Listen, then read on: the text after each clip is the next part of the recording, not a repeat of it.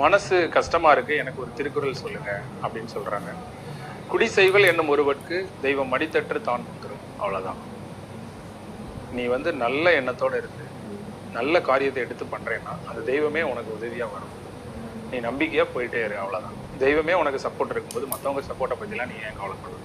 உன்னோட எண்ணம் தெளிவா இருக்கா, இப்போ ஆட்டுக்கு போயிட்டு இருக்கோம், அவ்வளவுதான். இன்னைய கதை என்ன, அதை மட்டும் பாரு. இன்றைய நாளில் நான் ஏதாவது நல்லது பண்ணுறேன்னா, நான் எடுத்த இலக்கை நோக்கி ஓடுறேன்னா, மற்றவங்களுக்கு பயனுள்ள வாழ்க்கை வாழ்கிறேன்னா, உழைக்கிறேன்னா, இதை மட்டும் நீங்கள் பாருங்கள். ரிசல்ட்ஸை பற்றி கவலைப்பட வேண்டாம். அந்த தெய்வமே உனக்கான ரிசல்ட்ஸை தேடி தரும். லைஃப் ரொம்ப பியூட்டிஃபுல்லானது. திடீர்னு ஏதாவது மாற்றங்கள் வரும். அதுதான் அந்த லைஃபோட அழகை. நம்ம திறமையாக இருந்தோம் அப்படின்னு சொன்னால் நிச்சயமாக அந்த மாற்றங்கள் எல்லாம் நம்ம அக்செப்ட் பண்ணிக்கவும் முடியும், அதில் நம்ம ப்ரூவ் பண்ணவும் முடியும்.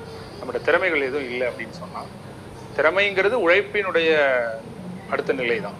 தொடர்ந்து உழைக்கும் போது திறமை நெருங்கிடுது, அவ்வளோதான்.